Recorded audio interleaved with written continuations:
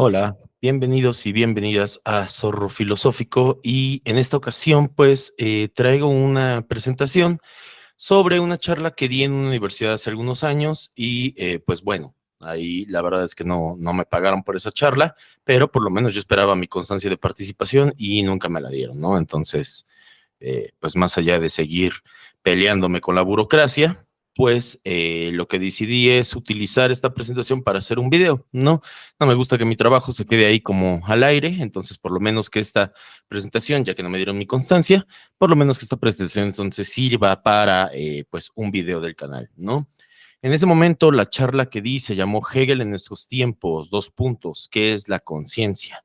Pero pues ahora la podemos pensar algo así como con nociones básicas, conceptos básicos sobre Hegel y pues entonces para eso servirá este video, ¿no? Sobre todo pues como apoyo didáctico, ya que acabamos de iniciar de nueva cuenta el Seminario Permanente de Lecturas Filosóficas en la Universidad del Claustro de Sor Juana.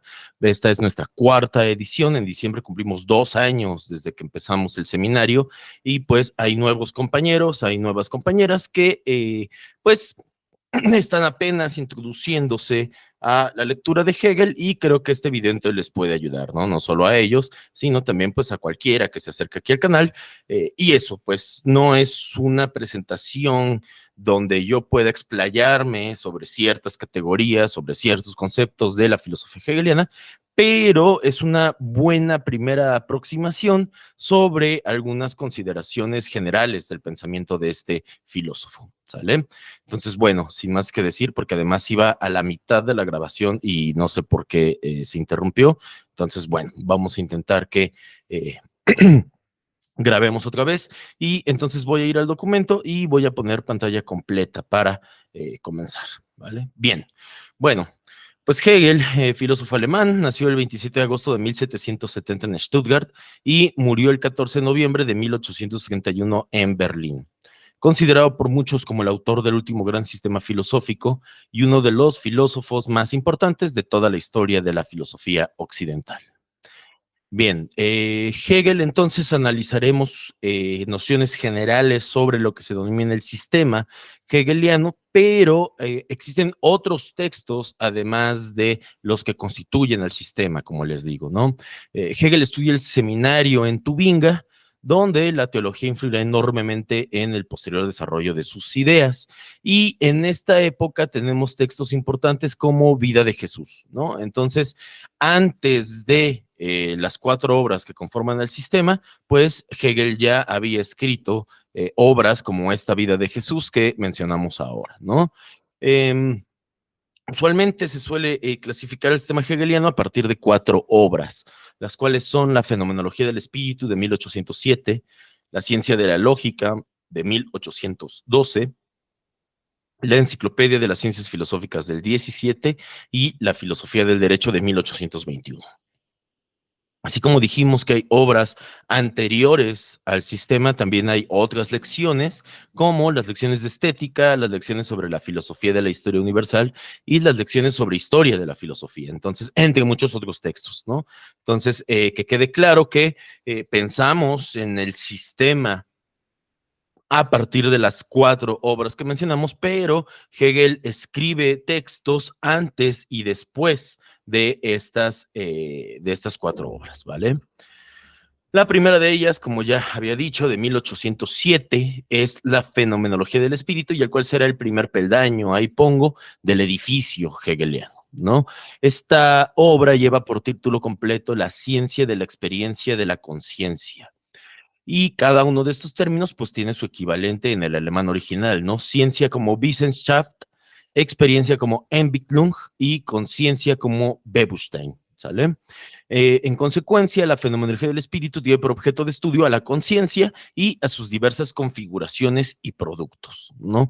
Entonces, la fenomenología del espíritu siempre me ayuda a pensarla como una obra de teatro donde la actriz principal es la conciencia, de repente aparece como en el escenario principal, de repente está tras bambalinas, de repente sale disfrazada, o sea, tiene diversos momentos la conciencia, pero en general lo que va a explicar la fenomenología del espíritu es el desarrollo de esta conciencia desde sus primeros momentos, que ahora ya veremos, hasta su autorreconocimiento y otras cosas que vendrán posteriormente, ¿no?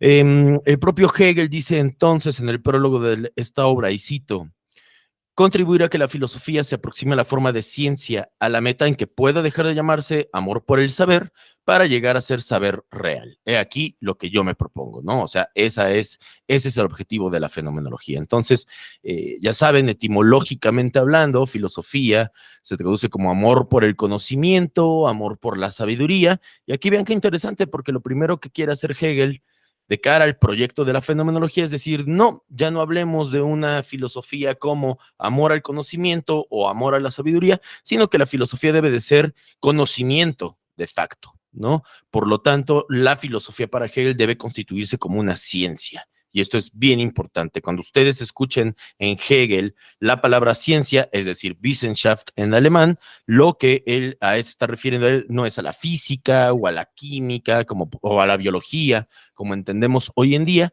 Cuando ustedes se encuentren el concepto ciencia en Hegel, se está refiriendo a la filosofía. Bien, conceptos básicos, como les digo, dialéctica. Vamos con algunas citas. Dice Hegel: el espíritu ciertamente no permanece nunca quieto, sino que se halla siempre en movimiento incesantemente progresivo.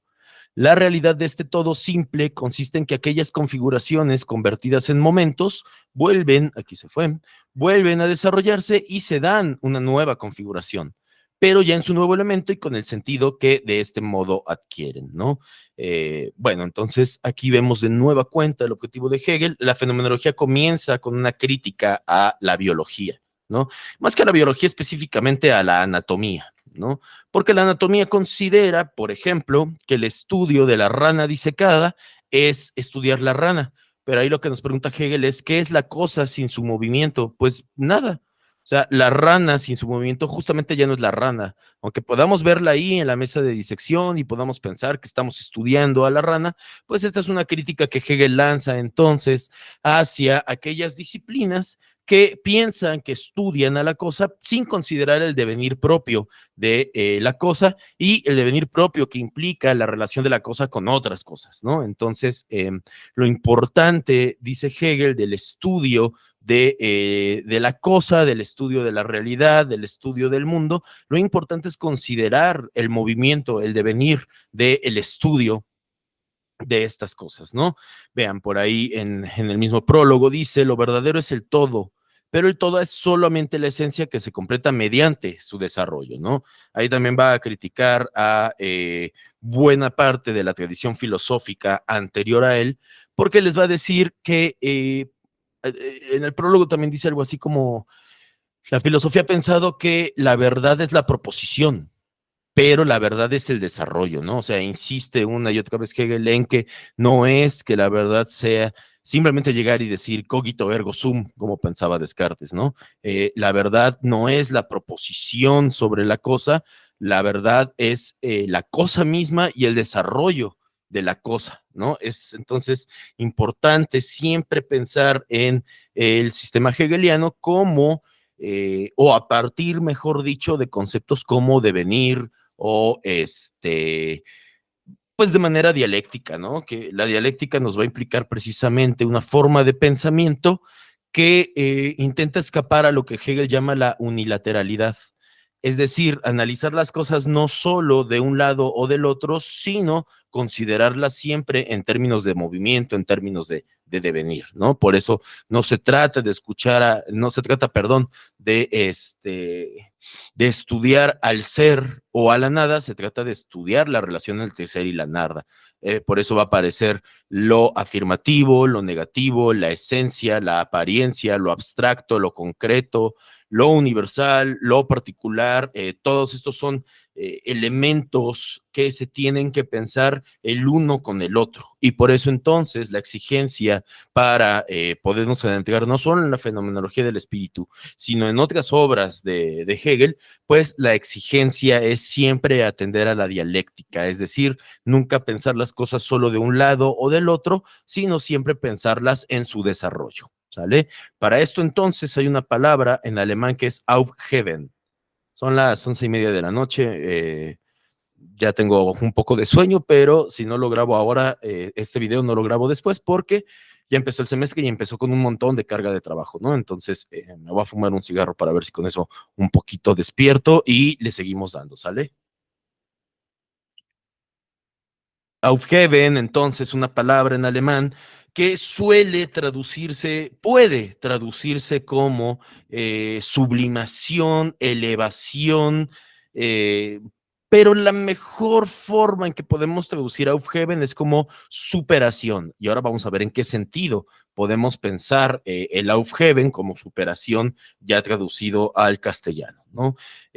Aquí también hay una cuestión donde la mayoría de las veces se piensa que la dialéctica hegeliana tiene que ver con la tríada tesis, antítesis, síntesis, y eso es incorrecto. Esa es una terminología que Fichte utiliza.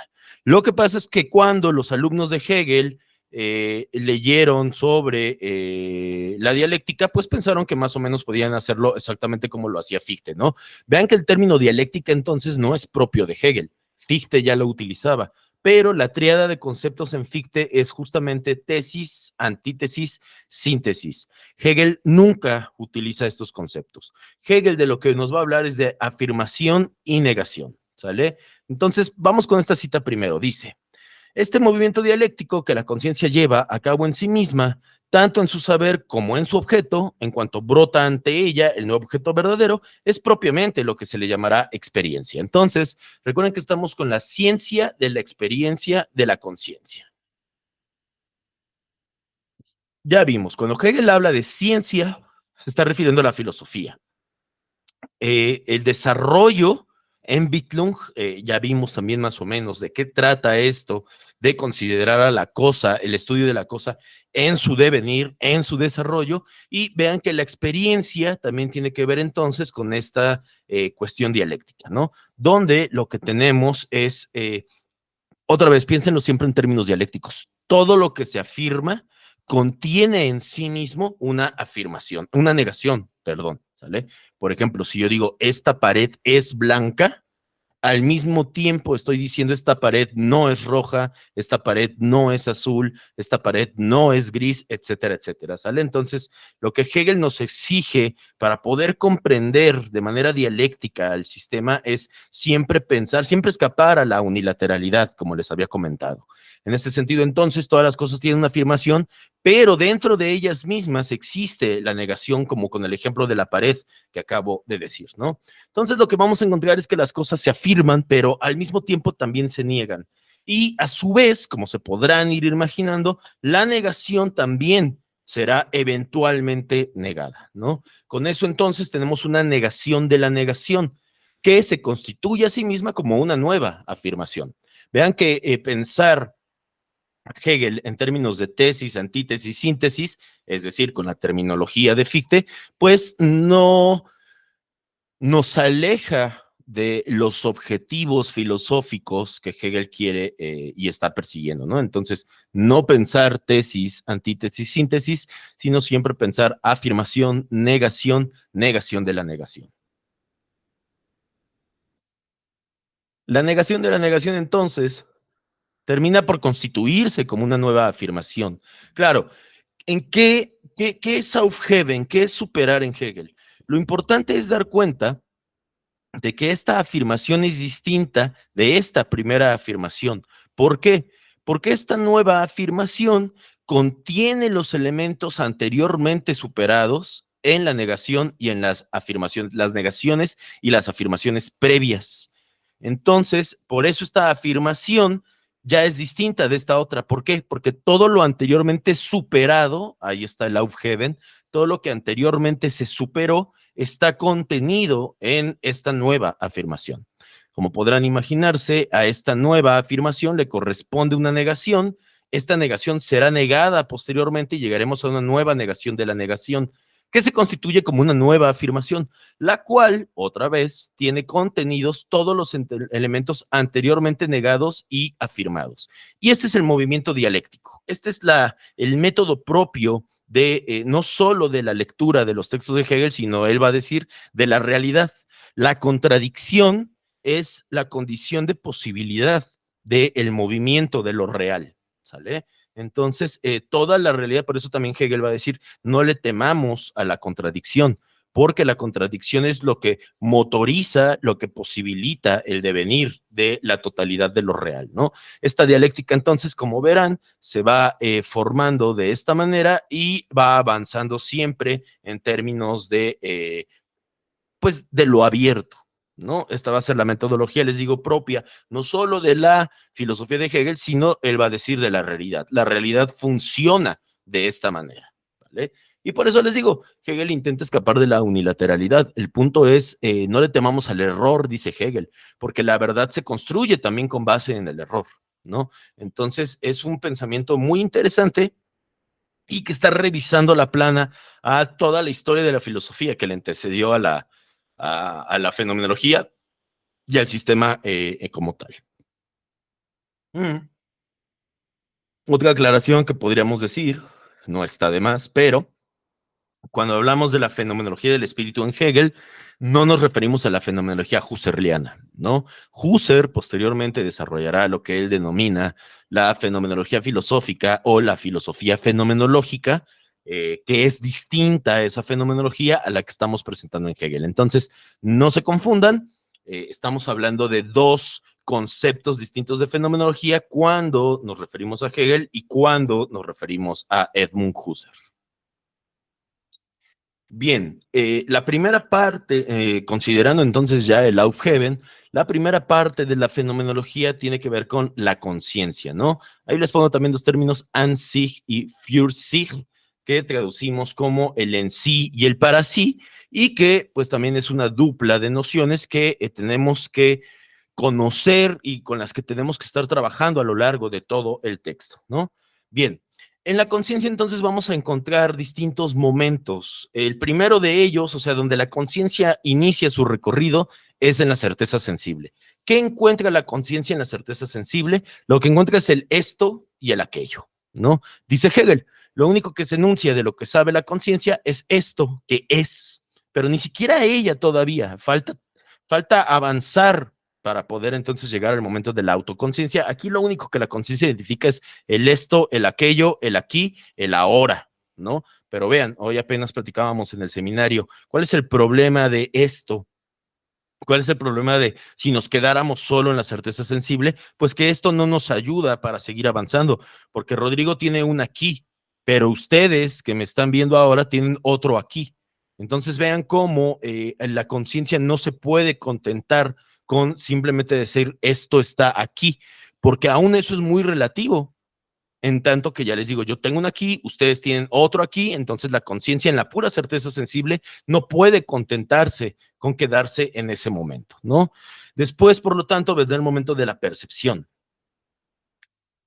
Y dice Hegel, solamente la percepción tiene en su esencia la negación, la diferencia o la multiplicidad. Es decir, el momento de la percepción tiene que ver con reconocer no solo lo que habíamos dicho, el momento afirmativo de la cosa, sino que también la cosa posee no solo su afirmación, sino también su propia negación. Es la percepción, el momento en el que la conciencia comienza a llevar a cabo estas dilucidaciones.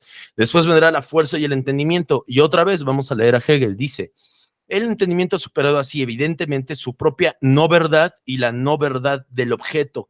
Y resulta que ello es para él el concepto de lo verdadero, para el entendimiento, como verdadero que es en sí y que aún no es concepto o que carece del ser para sí de la conciencia, ¿no? Entonces, aquí ya también, con la fuerza y el entendimiento, queda claro lo que la percepción había hecho anteriormente, pero el punto interesante es que aquí la conciencia todavía no reconoce el para sí de las cosas, entiende, percibe la afirmatividad y la negatividad de la cosa, pero todavía no se localiza a ella misma en el conocimiento de la cosa como tal, ¿sale? Eso es lo que significa que reconoce el en sí de las cosas, pero todavía no llega a el para sí. En ese momento entonces entramos a el momento de la autoconciencia o el momento de la identidad. Vean, aquí está. La identidad presupone que A es igual a, ese es un momento de identidad, por ejemplo, ¿no? Selbstbewusstsein es en alemán el término para autoconciencia. En ese momento entonces, vean que estoy yendo rapidísimo, es algo muy general de la fenomenología. En el seminario que tenemos nos tardamos 1 año y medio para poder entonces leerla completa. Entonces, pues lo que estoy diciendo son nociones muy generales y voy muy rápido, ¿no? Pero como les digo, que este video sirva de una introducción para cualquiera que quiera acercarse a Hegel, ¿no? Entonces, en la autoconciencia, en este momento, llegamos a la identidad, la conciencia se reconoce a ella misma y leamos un par de citas. Dice, una certeza que es igual a su verdad, pues la certeza es ella misma su objeto y la conciencia es ella misma lo verdadero. Y más adelante dice, la autoconciencia es la reflexión que desde el ser del mundo sensible y percibido es esencialmente el retorno desde el ser otro, ¿no? Entonces, claro, aquí la conciencia reconoce su propia identidad y ese es un paso más dentro del propio desarrollo que ella posee, ¿no? En este momento de la autoconciencia viene uno de los pasajes más célebres de toda la fenomenología del espíritu, que es la denominada dialéctica del Señor y del siervo, ¿no? La autoconciencia solo se sabe autoconciencia cuando es reconocida como tal por otra autoconciencia. En ello radica su satisfacción. A partir de ahí comienza una lucha a muerte por el reconocimiento. Digámoslo así, la autoconciencia logra su identidad, pero en ese momento da cuenta de que existen otras autoconciencias. Eso, si lo piensan, es casi, es una violación al principio de identidad, porque ya habíamos dicho que A es igual a A. Entonces la autoconciencia se reconoce a sí misma, pero hay una suerte como de cortocircuito, si lo quieren ver así, cuando da cuenta de que hay otras autoconciencias también. En ese momento surge lo que Hegel llama la lucha a muerte y surgen dos tipos de autoconciencia. Hay una autoconciencia que ama la vida, desea preservar la vida y por lo tanto entonces teme a la muerte y decide entonces subyugarse a otra autoconciencia. Claro, aquí es la lucha por el reconocimiento. Las autoconciencias están enfrentando las unas a las otras. Y en ese enfrentamiento es cuando surgen estos dos tipos de autoconciencia. Como les digo, la primera en el enfrentamiento dice, yo no quiero problemas, yo amo la vida y por lo tanto me quedo subyugada a la otra autoconciencia. Y la otra autoconciencia, por el contrario, dice, yo voy a llevar mi deseo por ser reconocida por otra autoconciencia a sus últimas consecuencias. Por lo tanto, entonces, no temo perder la vida y lo voy a arriesgar todo, ¿no? Como se imaginarán, la autoconciencia del Señor es aquella que dice, voy por todo, y la autoconciencia del siervo es aquella que decide entonces subyugarse para no perder la vida, ¿no? Del enfrentamiento de las autoconciencias surgirán estos dos tipos, ¿no? Bueno, ya lo dijo. ¿Cuál es el punto? He notado muchas veces que el problema es que se deja aquí la lectura de la fenomenología del espíritu de Hegel, ¿no? Como este momento casi parece como inacabable de enfrentamiento de esta lucha a muerte por el reconocimiento de las autoconciencias. Pero en realidad lo que vamos a ver otra vez hay que pensarlo en términos dialécticos. Lo que vamos a ver es que eventualmente el amo se convertirá en esclavo del esclavo y el esclavo se convertirá en amo del amo. ¿Por qué? ¿Cómo pasa esto? Bueno, pues la autoconciencia amo se da cuenta de que todo su actuar en el mundo depende del trabajo de la autoconciencia del siervo. Y el siervo se da cuenta de que todo su actuar en el mundo puede transformar la realidad, ¿no? Por lo tanto, vean ahí que el trabajo del amo es imposible sin el esclavo, y el esclavo más bien se da cuenta de que él puede transformar al mundo a partir de su actividad, ¿sale? Viene entonces este giro dialéctico donde, como ya lo digo, el amo se vuelve esclavo del esclavo y el esclavo se vuelve amo del amo. La fenomenología seguirá avanzando entonces, dejándonos ver varios momentos donde, al igual que esta, muchas otras contradicciones se van a ir reconciliando y dando espacio a nuevas formas, nuevas configuraciones de la conciencia, ¿no?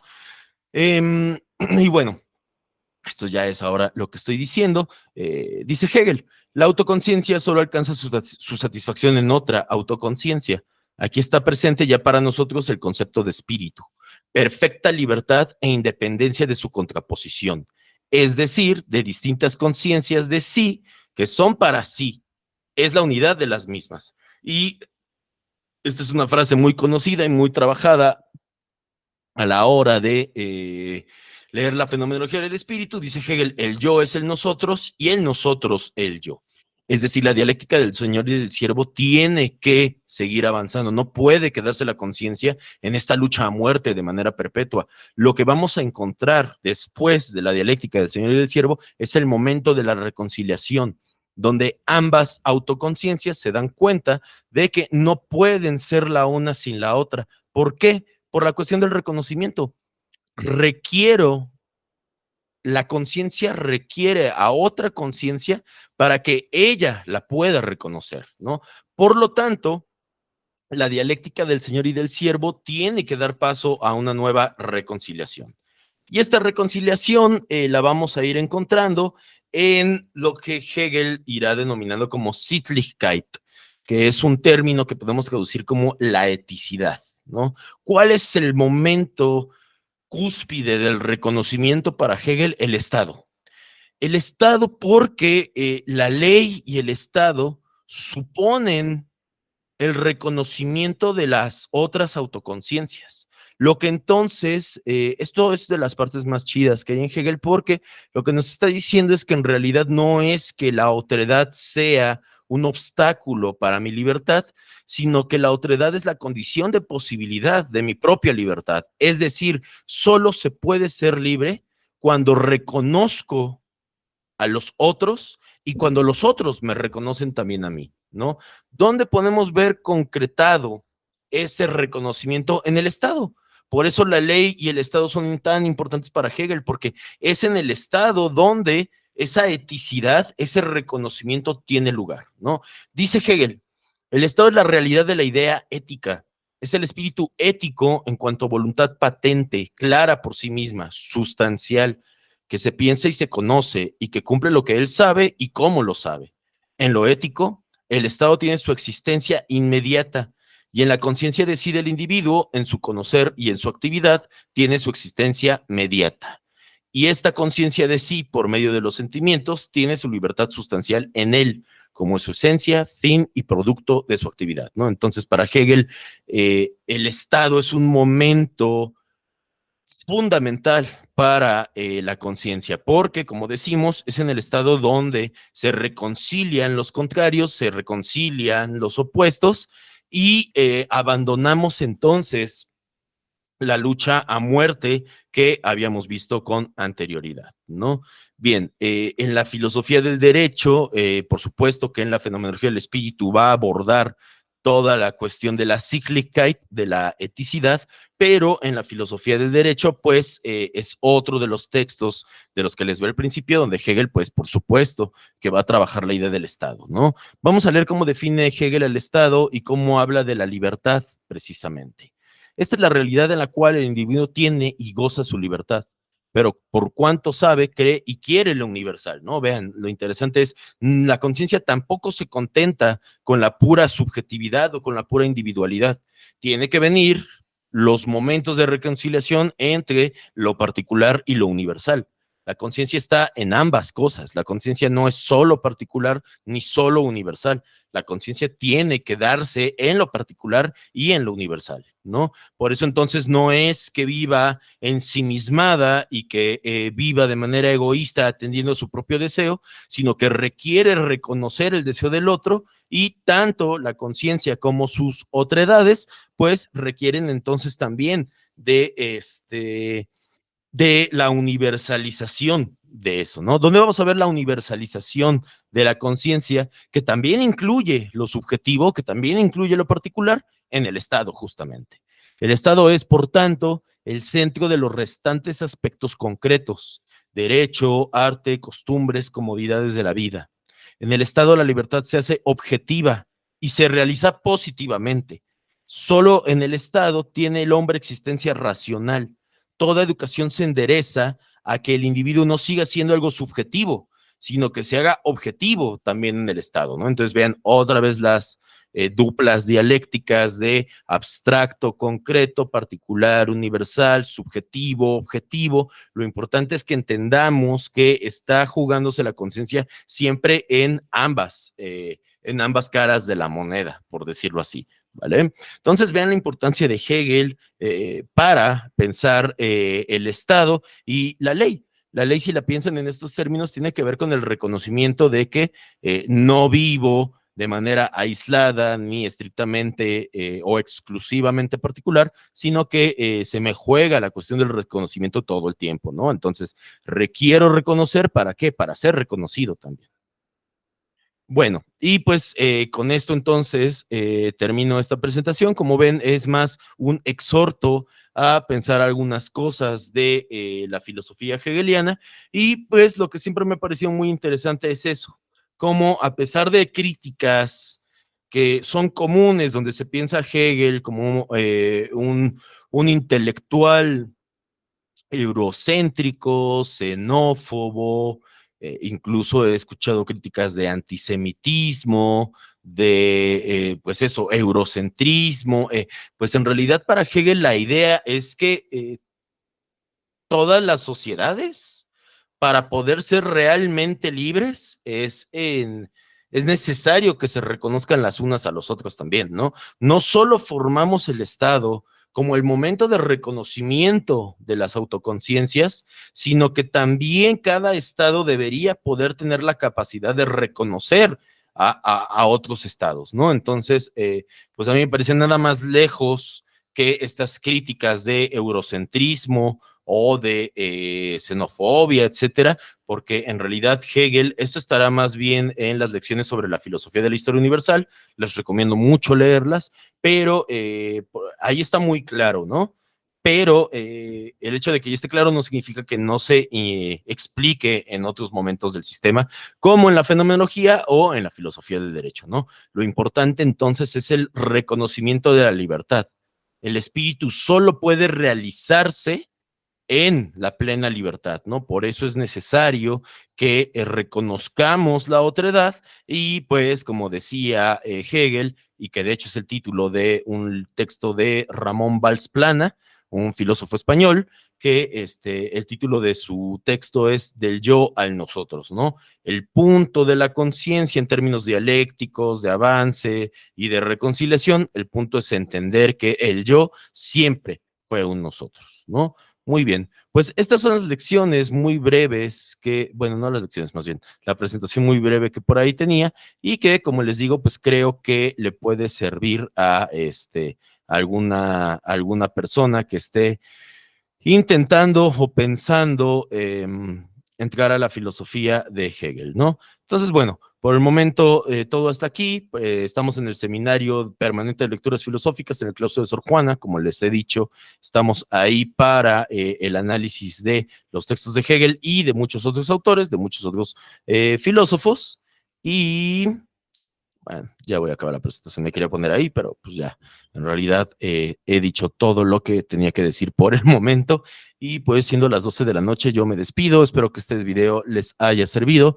Suscríbanse por favor al canal, vayan al seminario ahí en la Universidad del Claustro de Sor Juana.